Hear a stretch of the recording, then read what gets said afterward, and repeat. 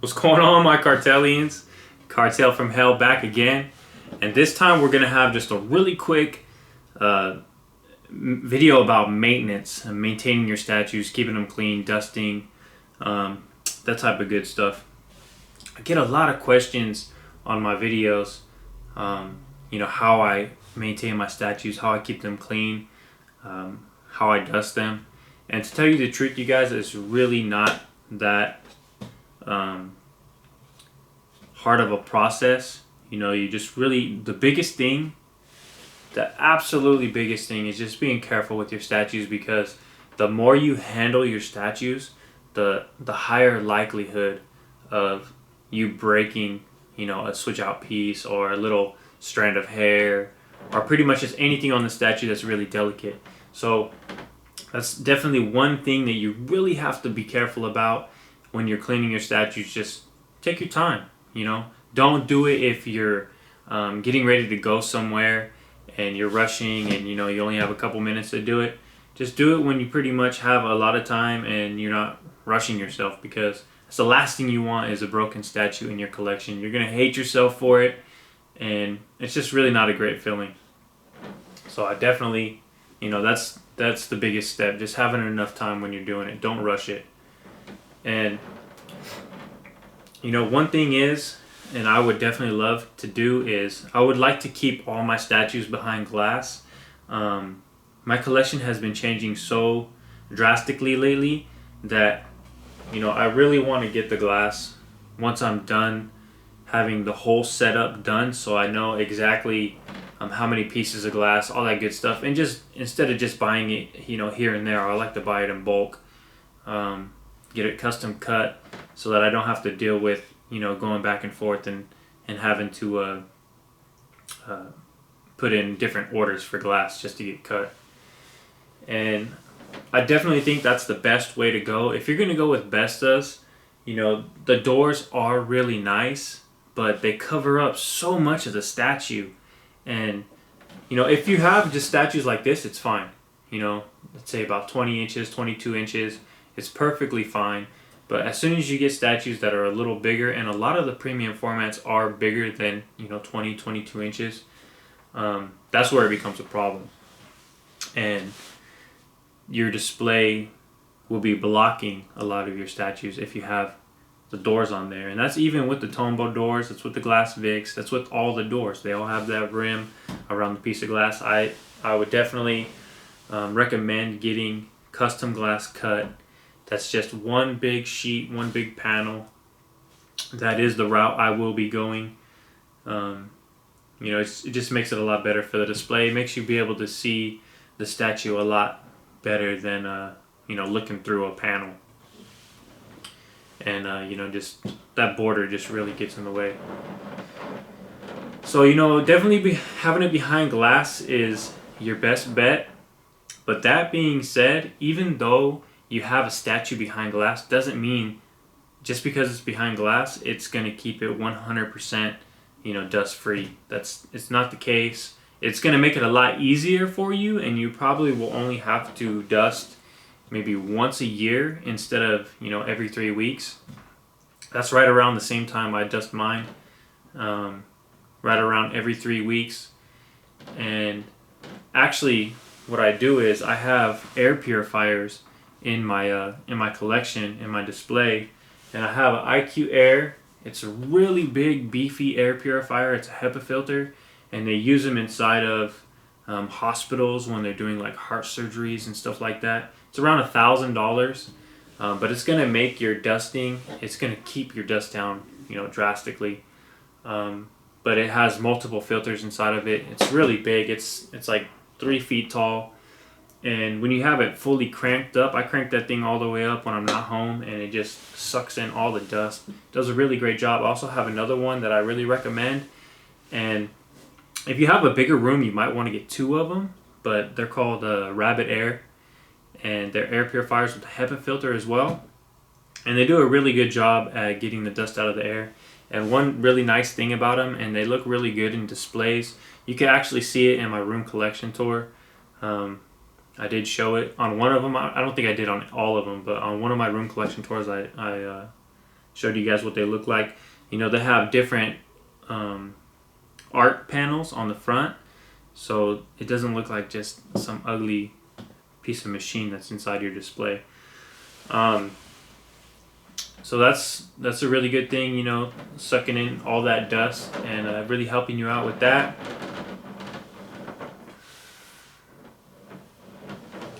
But if you're gonna have to dust, this is pretty much how I do it. It's not, you know, gonna work for everybody, and I'm sure a lot of other collectors have different ways that they like doing it. But the way I do it, it's pretty fast, very convenient, and I haven't had any problems with damages or anything like that. And I haven't, you know, messed up the paint or scratched the paint on any of my statues. First of all, if dust is really bad for statues, you know, especially premium format, the mixed media, it gets trapped in the clothes and it just gives it a really ugly look. And you definitely need to dust. Dusting is definitely a must when it comes to collecting statues. There's no way around it. You have to keep them clean, and I definitely recommend doing it as often as possible, just being very careful. But you know, the way I do it is, first of all, if there's a pretty nice layer of dust on there, big girl, the dog just came in the room. She knows how to open the door. She's freaking hilarious. See, she's a statue killer too. Actually, you know what? She doesn't shed, so that's a good thing. If you're looking into getting a dog and you have statues, look for a dog that doesn't shed. You know, Shih Tzus don't shed, Yorkies don't shed, and it makes it a lot easier since we're talking about this subject. But it's my baby girl, Honey. She's a really good dog. A little crazy. That's all right. But you know, if you have a really thick layer of dust on there, or just a layer of dust in general, I would suggest blowing it off first with this air duster, and then, you know, getting that layer off there first, because if you go ahead and hit it with your brush, your dusting brush, and it's on paint, you know, spreading all that dust around on top of your paint can actually scratch it. So I would suggest, you know, blowing some of that dust off first.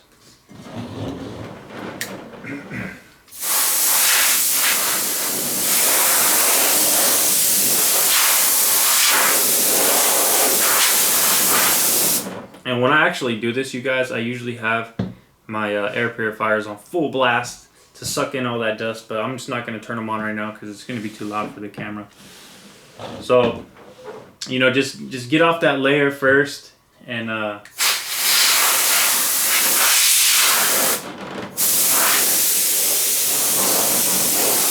know, just get off a layer of it first. And actually, you're not always going to have to hit it with the brush afterwards.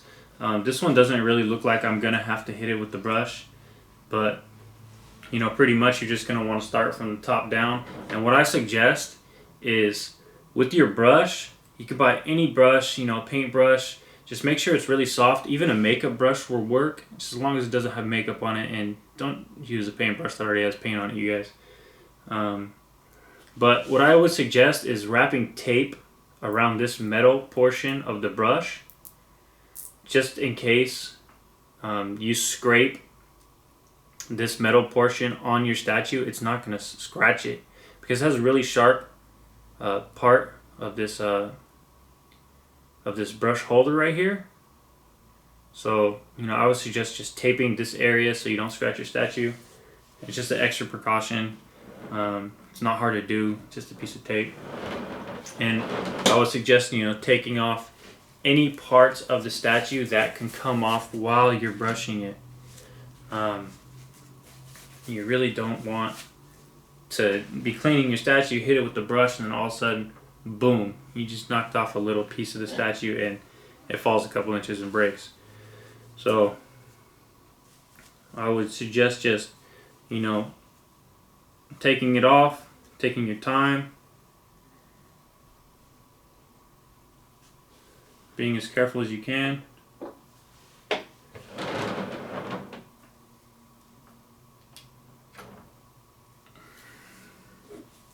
And just get in there. You know, it's not a very hard thing to do. You definitely want to make sure you do it though. Don't be lazy, you guys. You want to keep your statues as clean as you can. I know it's kind of hard when you have a lot of statues, but when you only have a couple, it's not that hard. It only takes you, you know, maybe 30, 45 minutes to do all your statues. That, and when you're moving your statues around, you guys, just make sure that, you know, you're looking where you're going, and you're not just looking where you're going, but you're looking the direction the statue is going. So yeah, I would just, you know, brush it off and then just hit it with a little bit of air again. I would suggest using as many of these cans at one time because, you know, the air does get really cold, and actually, you know, frozen liquid will come out of the tip. And do not shake these cans. The more you shake it, the more liquid will come out of it. So just be very careful with that. And just hit it from the top down. I'm not going to go too crazy because this one's not that bad.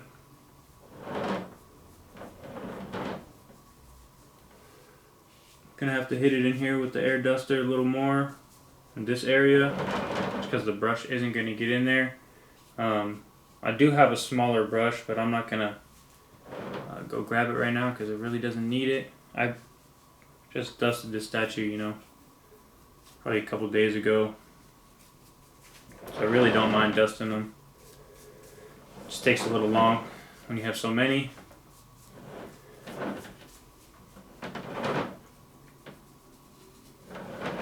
So yeah, just remember to keep your brush clean, and you're not really going to have any problems. So that's pretty much it, you guys. I'm just going to knock the rest of the dust off from the brush.